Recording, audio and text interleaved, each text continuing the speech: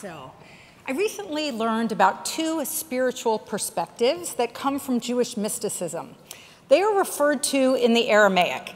The first is called Idaruta de la Ela, an awakening from above. The second is called Idaruta de la Tata, an awakening from below. The first usually refers to God's power and providence and the awe that is awakened in us from above, from God. The second has more to do with human initiative and agency. We see both perspectives in the famous events we read about in the Torah this week. The tradition is Moses ascends Mount Sinai, returns with 2 tablets, smashes them upon seeing that the people have fashioned a golden calf, returns again for a new set of tablets from God on the top of the mountain.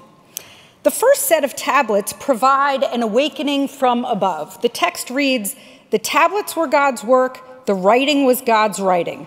They were inscribed actually with the very finger of God. It's all the more surprising at how easy their destruction was given how sacred they were. They were wholly the work of God, but they did not last. The replacement set of tablets was only a result of Moses' pleas to God to forgive the people and reveal the laws again. Finally, God relents and says, "Carve 2 tablets of stone like the first, and I will inscribe upon them the words that were on the first set of tablets that you shattered." Now Moses has to participate. He has a specific role to play. He carves the new tablets, takes them up the mountain, and greets God again. He returns radiant and experiences an awakening as the result of his efforts in concert with God. The new tablets provide an awakening from below because of Moses' involvement. And these are the tablets with staying power. The late Rabbi Lord Jonathan Sacks taught about this concept a lot. He taught an awakening from above may change nature, but it does not in and of itself change human nature. In it, no human effort has been expended. Those to whom it happens are passive. While it lasts, it is overwhelming, but only while it lasts. Thereafter, people revert to what they were. An awakening from above, by contrast, leaves a permanent mark. Because human beings have taken initiative, something in them changes. Their horizons of possibility have been expanded. They now know they are capable of great things, and because they did so once, they know that they can do it again. An awakening from above temporarily transforms the external world, but an awakening from below permanently transforms our inner world. The first changes the universe. The second changes us. We've just passed the holiday of Purim. The book of Esther is the only biblical book where the name of God is not mentioned. There are no awakenings from above. The miracles, the motivation, the plot, all human-driven. It is because of the actions of Mordecai and Esther that the Jewish people are saved, and they are canonized as heroes because they awoke from within and did what they needed to do. We're looking ahead to the holiday of Passover. God plays a huge role in the Exodus story, and there are many great awakenings from above. But we know that Moses must and does play a role by going to the Pharaoh and asking for his people to be free. God brings the people out of Egypt, yes, but not without Moses' awakening from within. He finds the courage and the confidence to play the role that he was meant to play. Isn't it true the battles fought entirely by others on our behalf don't change us? The ones we fight do. When people come to our Center for Exploring Judaism inquiring about conversion, inspiration has come from somewhere. Nobody becomes interested in Judaism in a vacuum. Sometimes it is from above, a spiritual pull to our community. Or there is a religious encounter that warrants further exploration.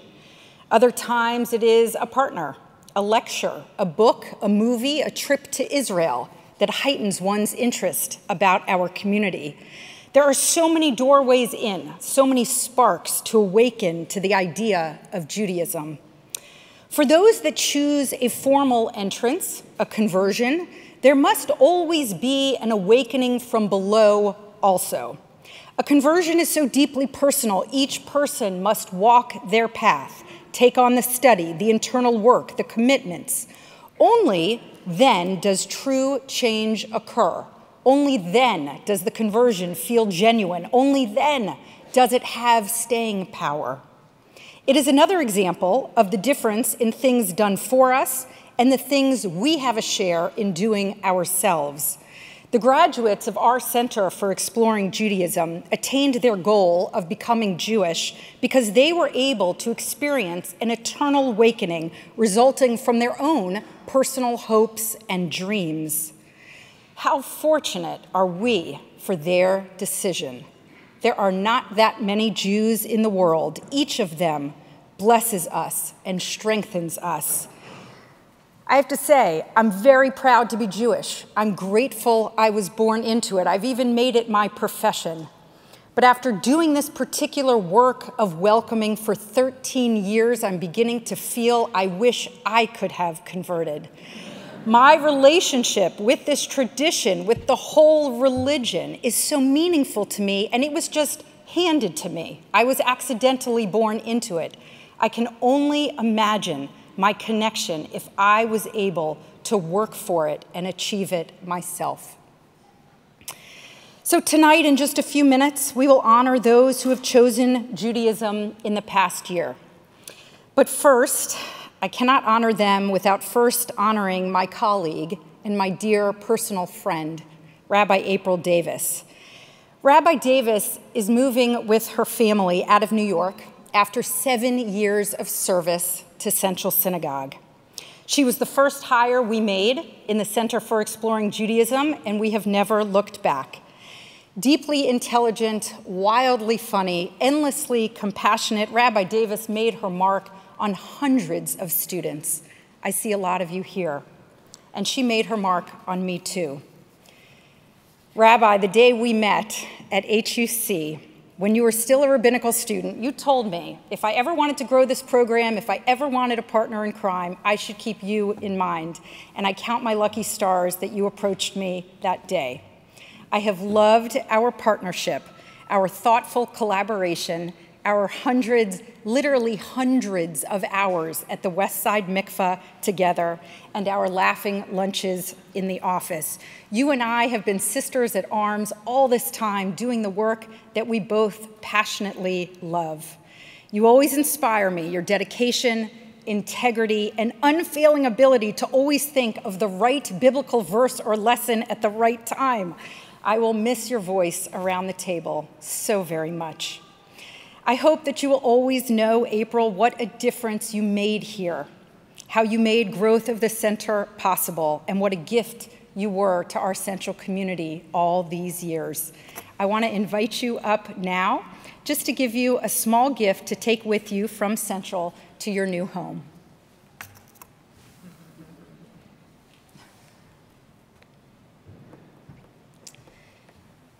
This is a painting from Israel of the biblical character of Ruth. And her figure is made up of the Hebrew letters that make up her famous verse of conversion, because tradition says Ruth was the first official convert. And the Hebrew letters say, "Your people shall be my people, and your God, my God." And the artist has written to you, "Your people shall be my people," to Rabbi Davis for 7 years of dedication to the Center for Exploring Judaism at Central Synagogue, and for welcoming so many to be our people.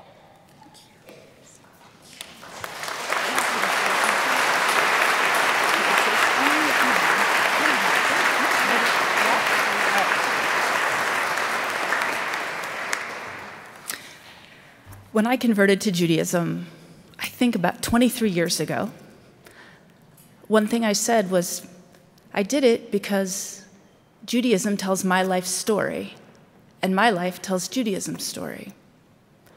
And I had no idea then how much richer that story would be.